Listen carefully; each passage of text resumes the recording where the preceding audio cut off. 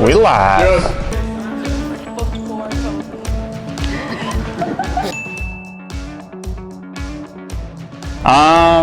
I mean, the only kind of difference for us is just that we're not, having competition on the weekend and we're not in class.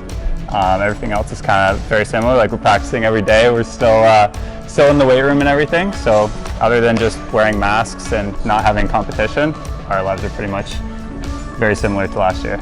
I'd say relatively the same thing. I find the biggest adjustment for me just online classes. Not a huge fan, but like, what else can you do? And but yeah, we're practicing every day and we're still lifting, so we got all that good stuff. And we're having as much competition as we can.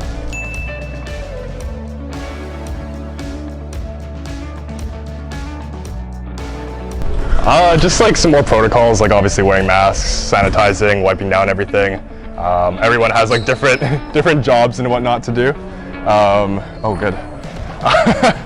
And we can't play on the weekends other than like with ourselves. We've had a couple of scrimmages with Trinity, so that's been good, but yeah.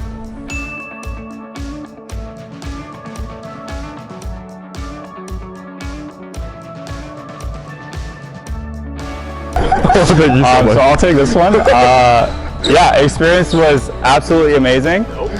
I mean, we got to compete in Cuba, Peru, and Bahrain, which was awesome just to experience those cultures and travel around the world with some very close friends. And the competition was just amazing. Like, you don't get to experience international competition every day, so it was great to experience that. Yeah, and it's a pretty big privilege to be able to represent your country on the world stage, and yeah, it's pretty awesome, and getting to experience different cultures, like Mike said, and different players all around the world, and well, let's feel good about repping the Leaf. Oh yeah. A championship. Don't we all?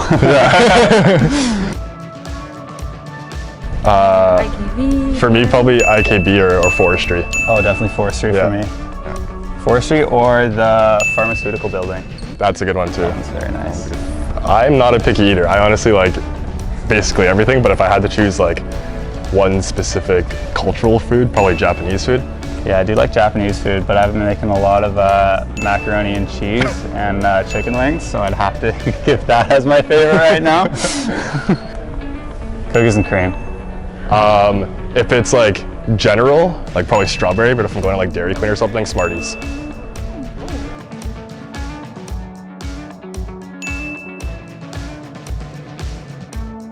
Yeah, I guess to start the year, we just had to be pretty strict with physical distancing, kind of as we figured out our social bubbles, individually and collectively. But once we were able to get into kind of relative normal practice, a lot of our training is a little bit more focused on like individual improvement as opposed to preparing for opponents or trying to win the league or win a national championship. This year is much more focused on like self-mastery. So a lot of our training is a little bit more focused on like technical improvement as opposed to like tactical efficiencies.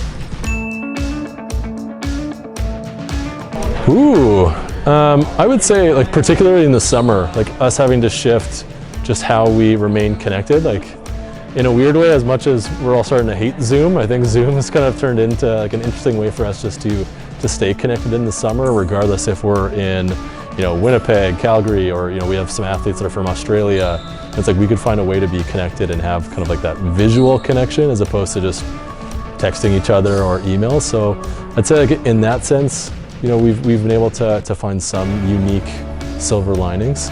But I think also, again, just having the opportunity to keep perspective during this period. I think this is going to help our guys, develop more resiliency, but also I think like build that perspective of, even though this isn't perfect, we do have it pretty well compared to a lot of, other teams across the country, and just being in Canada, having things a little bit better than, other parts of the world. Normally, we wouldn't spend that much time on those types of skills or those types of activities because we would feel the pressure of like needing to prepare for the season. Because typically our season starts like middle of October. So by the middle of September, we're starting to play exhibition games, and you want to like improve technically, but you also want results at that time. Like you want to know that what you're working on is going to have like those positive outcomes. But now we don't really have that pressure. Like we can just be completely focused on that technical improvement. So for sure at the beginning we could really isolate that, but even now, like as we're in full team training, that's still our main focus. Yeah, it's been definitely interesting. So, kind of right as COVID hit was kind of when the club volleyball season was like really ramping up. So there were a lot of athletes that we just didn't get to see in person. And even though a lot of high school student athletes have reached out to us via email, and they'll have kind of like video highlights, it's just different being able to see them in person, see how they interact with their teammates. And also you can just identify other athletes across the country. So that was definitely like a bit of a shift, but also now just if we're talking to a recruit and we're pretty adamant about bringing them into UBC, like they don't have the opportunity to come on campus, to visit UBC, to interact with our team, which I think is like that social component's really important.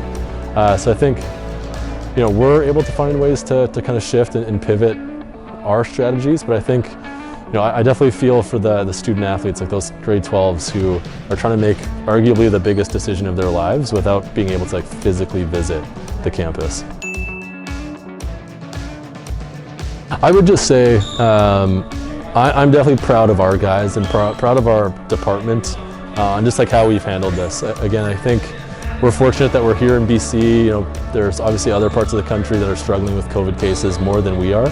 But I think the way that our department handled it and really, promoted kind of a student athlete centered focus on making sure that we can provide training to our athletes in, the safest way possible, understanding that, this is a big part of their identity. So like we're allowing them to continue developing as student athletes, but also just really proud of our guys on how they've handled just so much uncertainty and so many things changing, particularly our older guys, like our veteran guys who, maybe we're preparing for this to be their last year. Honestly, I'm just really proud of our group on how they've handled everything.